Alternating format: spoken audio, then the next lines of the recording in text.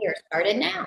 Okay. Okay. All right. Welcome, everybody. Yeah, this one's going to be a little bit different because I think we've made some chilled soups before, but can't remember one that I didn't even have to take my stock pot out for. So we're not cooking anything. So that makes it kind of nice. I think for me, the most planning that went into this was trying to figure out when to buy the avocados so they would be, the right texture for making the soup. So I got them late last week and got a pack of them at Costco, and they were nice and ripe. So I have done the prep work. If you haven't, don't worry about it because this comes together really quickly. So you may still be peeling avocados or zesting lemons. The lemons take a little bit of work, but I did that ahead of time. So I'm just going to proceed. And I think my only question here is what is going to fit into my blender. When I did the original test recipe, and it was 1/3 of this quantity because we tripled it, everything fit into the blender. So I'll have to decide whether to use a half or a third now. But I think what I'm going to do is put a little bit of everything in and transfer it to a bowl, and then a little bit of everything else. I certainly don't have to worry about doing exact proportions of anything because everything gets blended. So I'm just going to start with, I think, a little bit of broth, make sure there's enough liquid in the blender, and get those avocados in there. And I'm probably going to mute myself so it doesn't get too annoying. While you do that, Denise, I'm going to ask, in case anybody was curious, I was at the Giant, and not only were the regular Haas small avocados on sale, but they had these huge tropical avocados. I don't know if you guys can see this, but I went for it and I bought 6 of them. They were the perfect amount of soft, but not too soft. And I was very nervous that I spent all my shopping money on avocados that I was going to cut into and be very unhappy with. But I got to tell you, they're huge and they're beautiful. So if you ever see these tropical avocados, don't worry, they work. They're beautiful. That's good to know. I've seen those and I've wondered if I should be trying them out. Were they labeled as tropical avocados? Yeah, there's a sticker on them, and there was a sign right. They're right next to those little Haas ones, and yeah, they're called tropical avocados. Okay, I was asking because I'm going to definitely try those. I ended up having to buy extra large avocados, which I didn't really even know existed. But I was on the late crew, like as in 2 hours ago, shopping, and I was at Harris Teeter. And the only ones that were ripe were these extra large ones, and they're perfect. But they're large, so I was wondering about the sort of the balance of the ingredients in this recipe, given how large these avocados are, how it might be, how unbalanced it may be as far as the rest of the recipe ingredients. Like, should I adjust the size of the avocado? I mean, that's a good question. I mean, I used extra large these tropical avocados, which are really large, and I just added, I didn't have I didn't have lemon basil. I just used basil, and I did use the extra lemon as the recipe suggested, but otherwise I just used the amount that the recipe suggests. And Denise did not even do the extra lemons, and she thought hers was delicious too. So I think you got a lot of room to make your own decision on this one, Kelly. Okay, good. I was thinking that about the lemons because lemons are so powerful. Yeah. Their flavor is so powerful. You like a little bit of lemon goes a really long way. So I was actually thinking, I don't have lemon basil either, but I don't think I'm going to use extra zest because I think it might be, for me, a little bit too lemony. Yep. But yeah, zest is really powerful too. When you use it in addition, in addition to the juice. Yeah, I find it gives it even more of the lemon flavor than just lemon juice alone. I want to see my favorite tool that I own. Yes. My favorite tool. Tell us what you do with that. It's pretty exciting. An avocado scraper. See, it looks like an avocado at the bottom. Yeah. And you go around the big, huge you just take like the serrated edge. Yeah. And go around your avocado and it pops right out. Wow. Could you Love bring it. that over so I can borrow it? My mother gave me this like 10 years ago and I was like, oh, an avocado peeler or whatever. Wow. And I'm like, oh my gosh, it's my most coveted kitchen tool. That is so cool. I like it. I'm tired of all this discussion about avocado size. I want to talk about shallot size. Okay. How big is, I mean, I bought, because at Trader Joe's, they're a flat price per. So I bought the 2 largest ones they had. And I'm looking at the one I started to cut, which is the larger of the 2. And I'm thinking, wow, this may be enough because it's almost as large as 2 of the smaller ones. I mean, here's the smaller one, okay? Notice it's got a double bulb. Yeah, So- just cut up one bulb and see what it's, I mean, they're giving you directions for 2 tablespoons. So you don't do it by the number of shallot bulbs or whatever. You do it by the amount of, Oh, I didn't Yeah. even see, And I see the kept- T. Yeah, I kept thought- making that mistake as well. I bought 2 shallots and then I was like, oh, that's going to be way too much. So I'm glad you brought that up, Marge, because I was thinking the same thing. I'm going to mute again for the blender.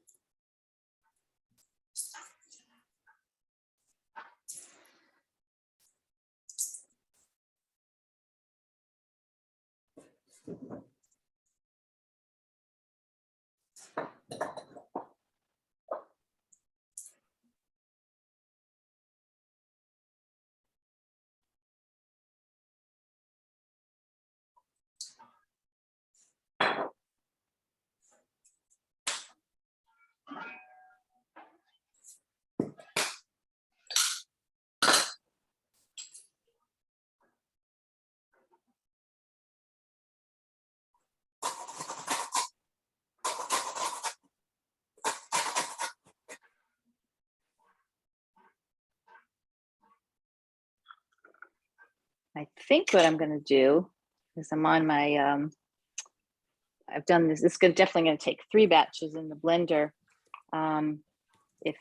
If it doesn't look homogenized enough, I realize I still have the opportunity to use my immersion blender once it all gets into the bowl.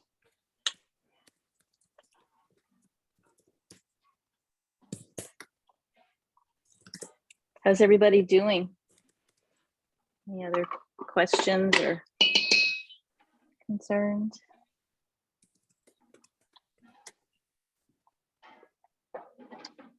zesting up a storm.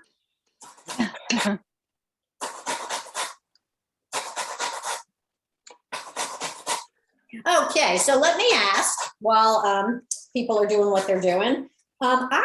We made a couscous kind of salad last night, and we had extra couscous that we didn't use. It was the large, like they have the large and the small kind of kernels or whatever you call it for couscous. Like what they call Israeli couscous? Yeah, it's the Israeli. It's really large and soft. And I was thinking maybe putting that in with this soup just to give it a little bit more protein or whatever couscous has that's supposed to be good for you. What do you think? Weird? Marge, I know you have an opinion on this. What are you thinking? I do, and I think it will go very well with the chickpeas. I don't know about chickpeas in this, Marge. Yeah. I like the idea of the couscous because it's very, especially that kind, the Israeli is very smooth, and I think it would go nicely with the smooth texture. Okay, so Marge, I'm going to put couscous and beets in it, and I'll bring you over some, okay? Oh boy, if you're going to use the beets, you should use the golden beets. Okay, if the red offends you even more than just the fact that I the can beets. I can actually live through a spoonful of golden beets. Okay, That's good to know. They're not as strong as the red ones. Okay. So yeah, definitely do the golden beets, and it'll be a better color. If you put the red beets. Oh yeah, the red and green is too Christmassy. I can't do that. It won't won't be red and green. It'll turn the soup brown. Nice. Don't you do your color wheel? Come on. That would be a shame because this soup is beautiful in color. I'm really intrigued by it. I can't wait to taste it. I know. I was a naysayer, Kelly. Wait, You were? I mean, honestly, I was like, I don't know if I'm going to make this one. And I was like, all right, let me go get this stuff. You're good because I didn't know that till today. I know, I didn't want to You tell did you. that well. Yeah.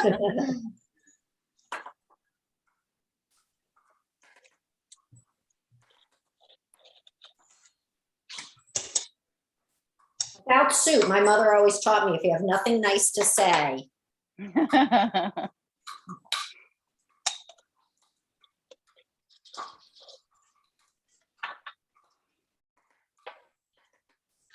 Takes a long time to whittle through all these avocados. Even with that fancy thing?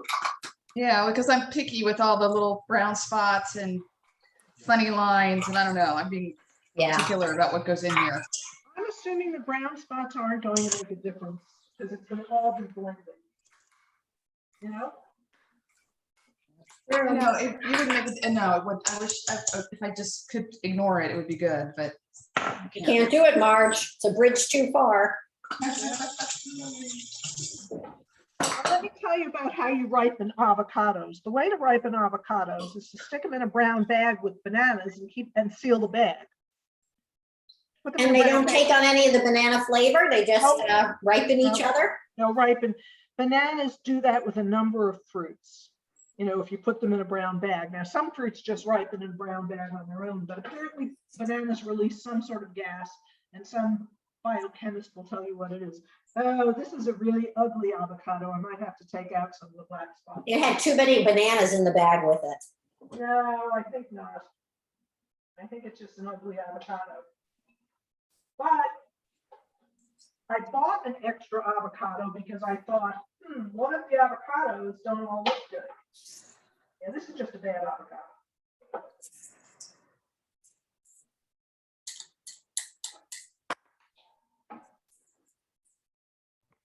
I have another culinary conundrum. What's that?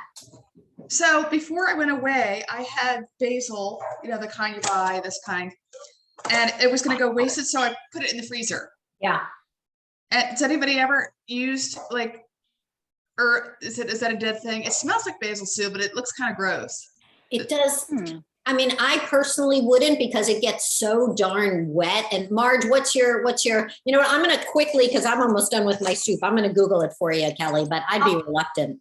I have done it, but you know, you could have just hung it upside down and it let it dry partially or all the way or whatever. Just hang it from, you know, what I use is I use a little binder clip to hold it together, and I put a string through the end of the binder clip and I hang it from whatever. For how long? While you're away. Okay, because like this was my basil plant that I left at home. Oh. I said, oh, I guess I can't use that tonight. I forgot to really tell anybody to water it or put it out. So hanging it upside down might be a better idea than planting it. Yeah, that's the way you dry herbs, is you can cut them off. Like if I buy dill or parsley or something that's too much, I will, now I'm busy making vegetable stock, but I'll take it and I'll just hang it and let it dry. So the dill I have is from dill I bought whenever. It was just too much. I just needed a little. So I have it in a container now because I dried it. Okay. And I feel like though it wouldn't be bad, like in terms of like rotten or anything, because it's been you said it's been in the freezer, right? Yes. Because you can buy those herbs that they sell them that way in little cubes. That's what I thought. Like at Trader Joe's. Yeah. So you shouldn't have to worry about the safety, and even the flavor would be preserved. It's just that it's not in a nice format. So it might be nice for something like this, like blended in the soup, right? Because it's just gonna. Right, because you don't need to see it. It doesn't need to be pretty like in a caprese salad. Yeah. Right. Yeah. I just threw it out. I don't know. Oh, there are YouTube done things. It looks like spinach.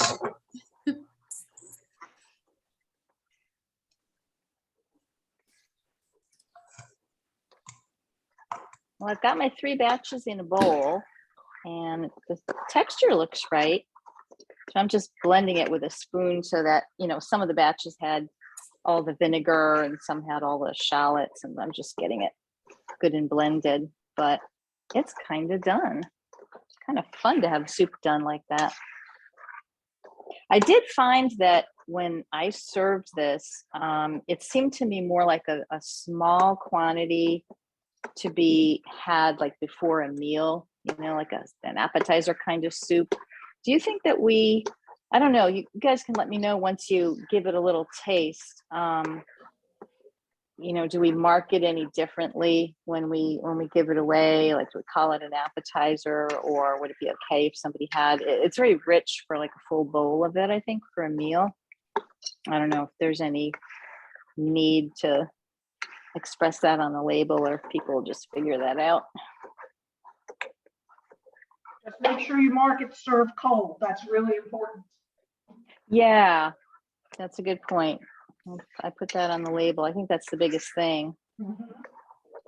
And just so that you guys know, you probably saw it in the instructions, but they recommended tasting it for any adjustments. Mostly salt, I guess, would be the only thing you would adjust after it's been chilled, because the flavors really blend in the fridge. You know, I just put salt in mine after I blended it and before I put it in the fridge. Well, it does call for salt. I put in a good two teaspoons out of the tablespoon. Yeah, you definitely want to put some salt in. I'm gonna need that anyway. I didn't find that I had to change anything.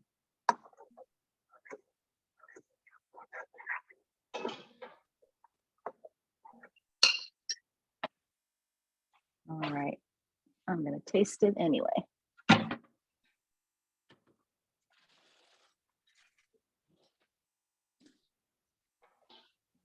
How are people doing?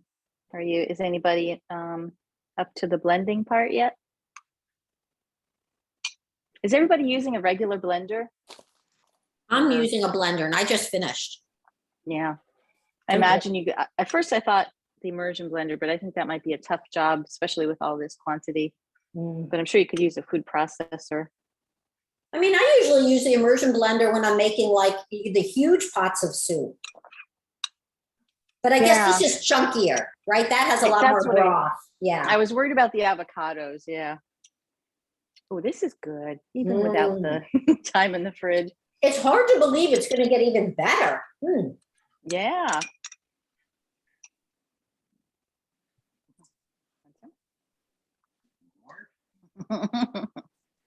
Yes, I'm making more. I served this to my husband over the weekend, and now he comes into the kitchen. He's like, more? He wasn't the biggest fan. I'm like, fine. It didn't have beef in it. You should have just put a little bit of meat in it. Didn't have beef.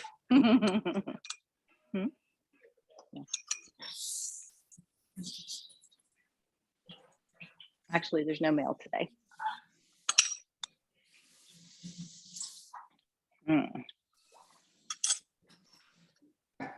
Denise, when you make vegetarian food for him, just pair it with a good wine and he'll be happy, wouldn't you think? There you go. Yeah. What do you think?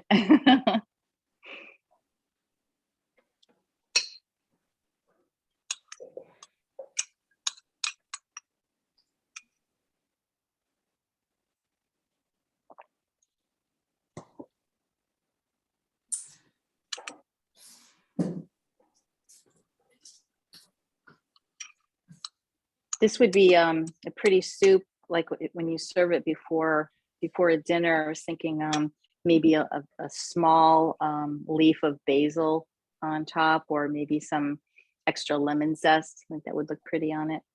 That would be nice. I like that Israeli couscous idea, though. Oh, thank you. I'm going to do it.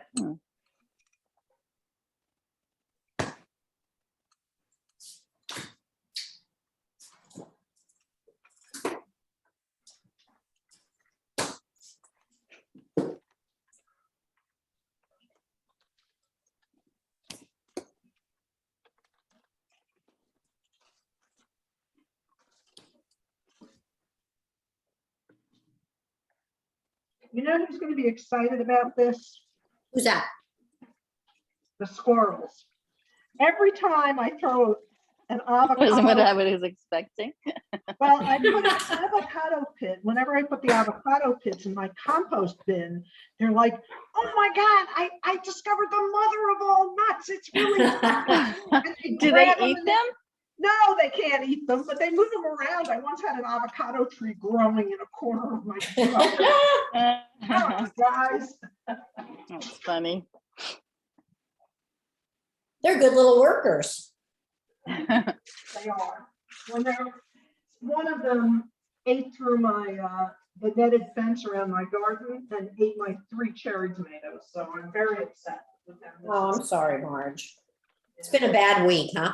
I don't really like cherry tomatoes. Any tomatoes. It's like, really, guys? Why do you have to do this?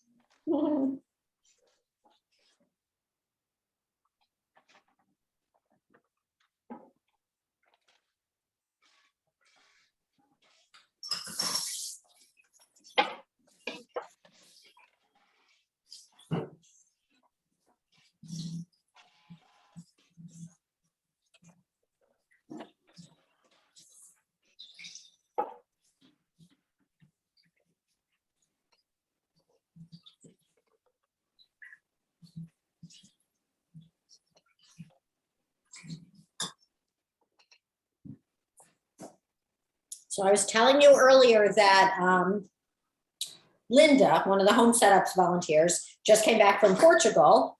And Marge and I are going to be leading next week a Portuguese chickpea soup because Marge loves chickpeas so much and she found us a fantastic soup.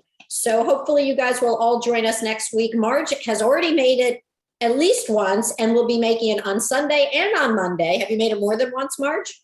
No, I think I've only made it once. My goal right now is Joyce gave me that lovely book and Soup for Syria, which is some program from 2015, 2016, where they raise money for refugees, not just Syrian refugees these days.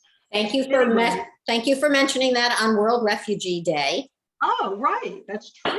Anyway, so it's a wonderful book that Joyce decided she was going to make a donation, and she went on to Amazon and bought it. And I guess some of the money goes to whatever. And she gave me this as a gift, which was a very lovely thing for her to do. So I went through the book and there were 29 recipes in this book that looked appropriate. Well, one of them didn't because one had chicken legs and it was too much work. But the rest of them all looked like really good recipes. So I've made 5 of the soups, and Lisa, who's not on the call today, keep giving them to Lisa so she can sample them. And they've been really good. There's a curried cauliflower, there's the Portuguese, there's a Persian bean soup that was very good. So I think we'll get around to them eventually. They're just all delicious and they're all pretty easy to deal with. It's great. What does the chickpea soup for next week have in it? Besides the chickpeas. I happen to have that book sitting right here. So that is on page 78. How long does it have in it? It has onion, garlic, carrots, potato, chickpeas, and spinach. Okay. So that was very good.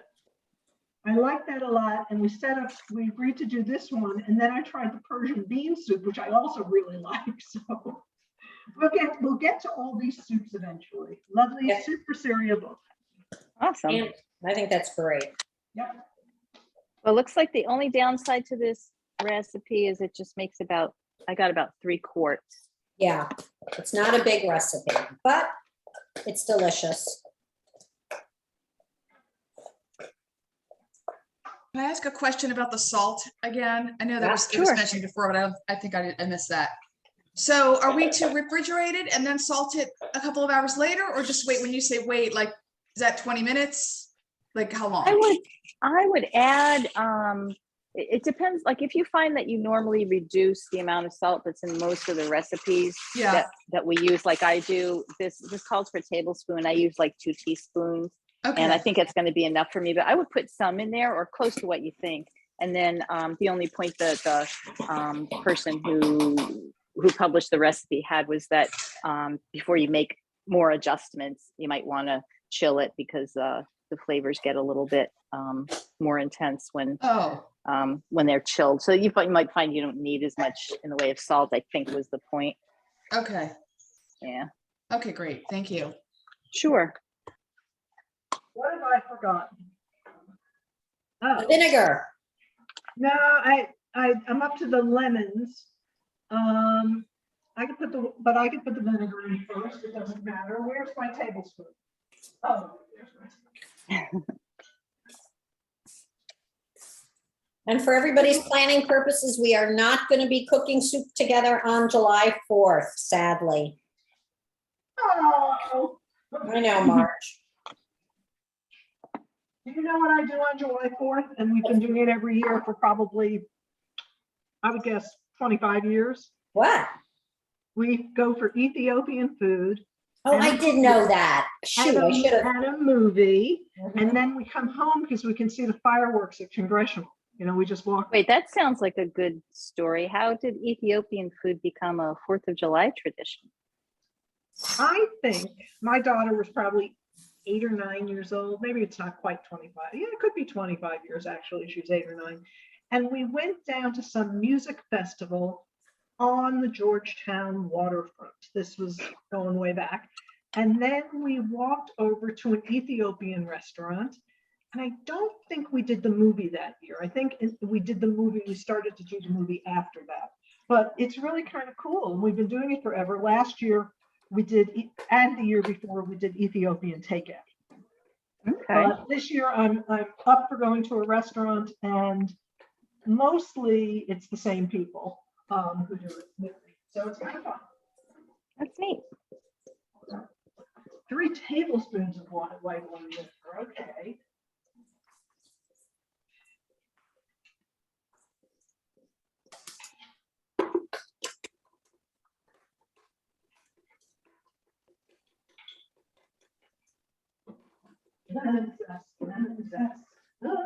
It is such a velvety, pretty soup. Yeah, the texture is great.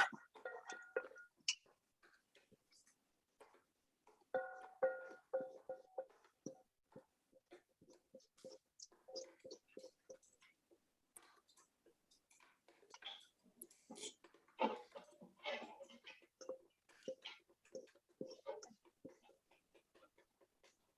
scraping out the bowl and I want to get every drop. All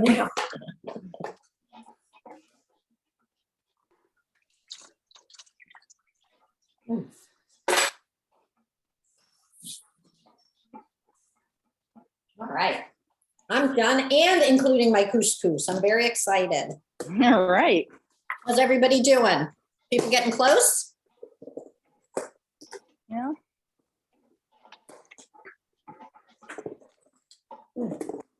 Oh, you guys, on Saturday, I posted this on social media, but I don't know if you guys are social media people.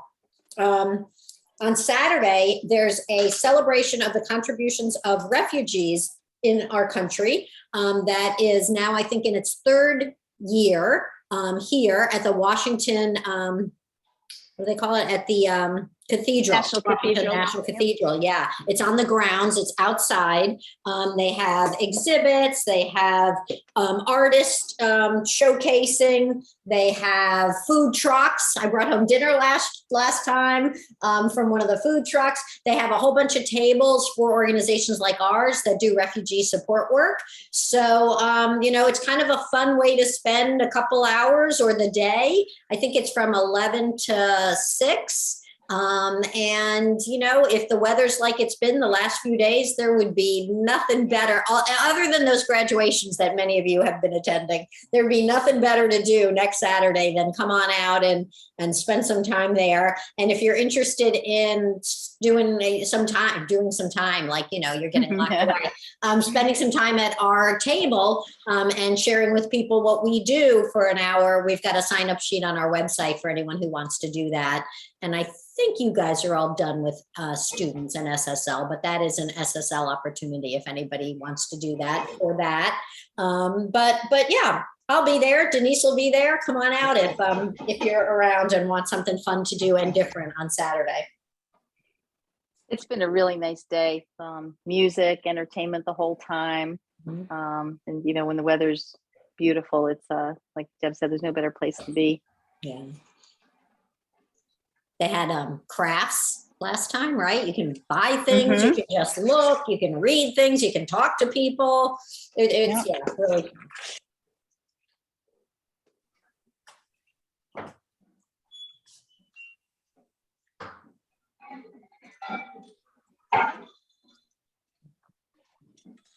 You really want the zest of 3 lemons?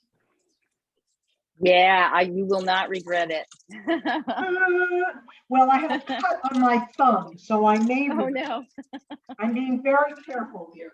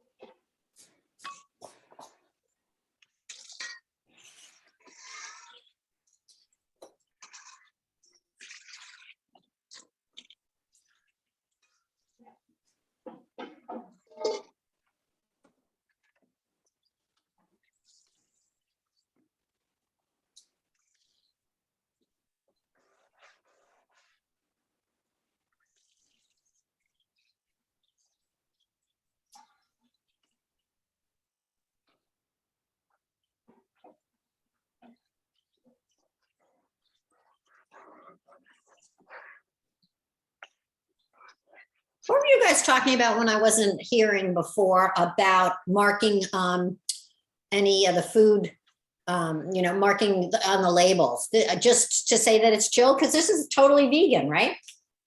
Yeah, yep, vegan, serve it chilled. I was just wondering if any place there, we should say like appetizer or something like that, because I don't envision somebody like filling up a, you know, when they ask you at a restaurant if you want a Yeah. cup or a bowl, I would think this is more like a cup that you would have for, and I didn't really know how to convey that, but I figure once people taste it, and they'll figure out, you know, they're not going to have 2 big bowls of it, but I don't know, maybe people would. It's just that it's rich, and how to Yeah. convey that, you know. Yeah. I don't know. Did you guys come up with something? No.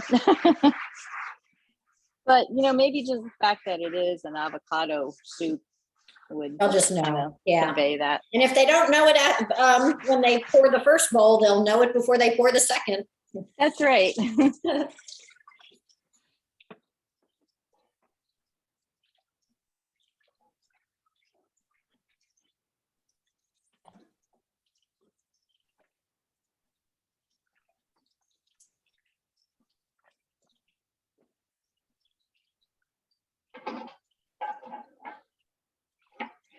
Deb, I saw Malvin over the weekend at Oh, how's he? GPC.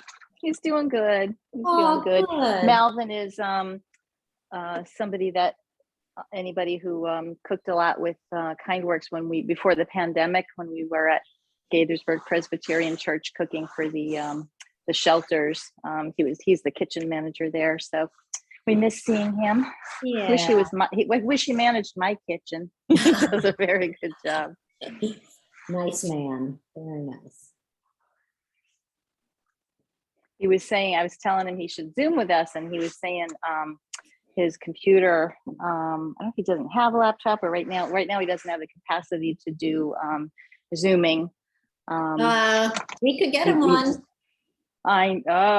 You know what? Cool. Megan's bringing a carload of desktops tomorrow. If you want to take one with you, and we'll earmark it for him, you are welcome to. Yeah, I wonder if he would take that.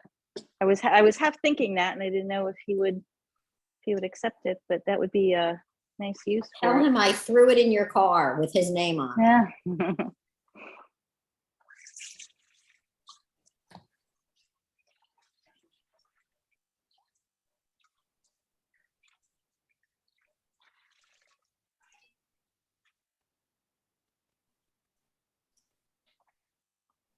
Is there any reason I need to mark couscous on mine if I'm adding it to the soup? Nobody's allergic to couscous, right? They don't need to know that, do they? Yeah, the Well, only it's thing is some really- pasta is not vegan.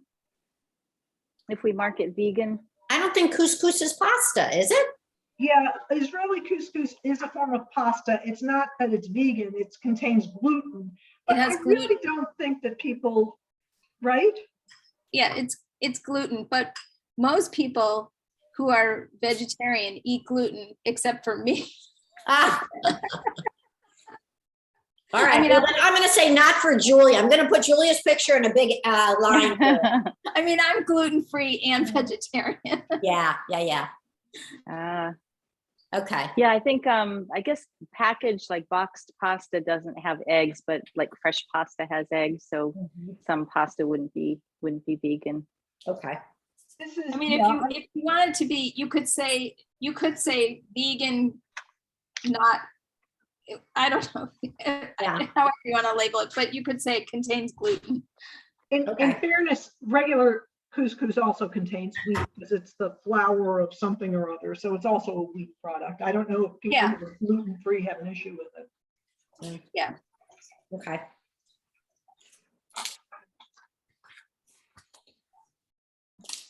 All right, is everybody getting done? Yeah? All right. Well, it's been really fun. Denise, thank you for finding and forcing this soup on me. I couldn't be happier. Anytime. I hope Kelly and Julia and Marge, I hope you all love this soup as much as Denise and I ended up loving it. And it's really good to see everyone after all your exciting you. things. Yeah, Yes, yes. Nice to see yeah. all of you too. And thank you very much, Denise. I'm looking forward to trying this soup. Oh, you're very welcome. Thanks everybody for joining us. Yes, thank you. We're going to sign off and let everybody have their early evenings tonight. Okay, right. have a nice week. All right, you All too. right. Bye. Take care. Bye. Bye-bye.